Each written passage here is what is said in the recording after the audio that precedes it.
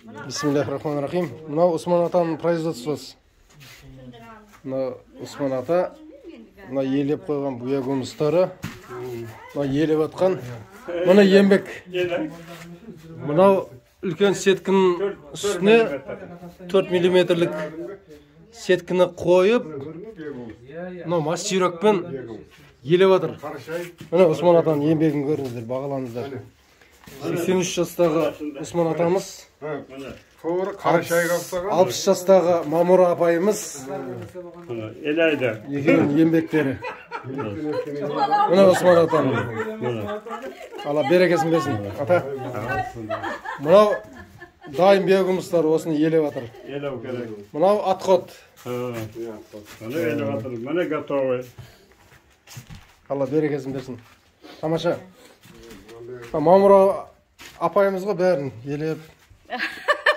Мен жұмыс істеймін дейді. Пенсияға шықтым дейді осы жылы. Бірақ жұмыс тоқтатпаймын дейді. Тоқтатпаймын, иә. Шлаушандар тоқтатпайды ғой, апай? Жоқ, тоқтатпаймын. Жақсы. Азын айтқан тастап қиын екен. Қой деп қоймады мен. Мен қоймадым. Қоймадыңыз ба? Молодец. Өзіңіз кіріс кеттіңіз ба? Енді ана рыбактарға сатқан кезде қалтаға ақша түседі, квадрат сатқан кезде қалтаға ақша қызығып атсыз ғой? Алла берекесін. Кейде бұл кісі болмай қалады. Нақсы ақыл айтады.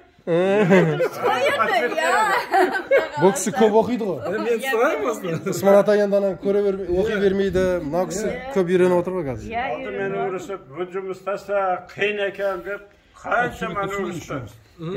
Қыма дейді. Алла берекесін берсін, Мамыр апай, Усман ата. Иншаллах, Құда қаласа өсіп өркендей беріңіздер. Көпке үлгі бола беріңіздер. Алла береке берсін. Осы тамы төлдірамыз. Құда қаласа. Амин.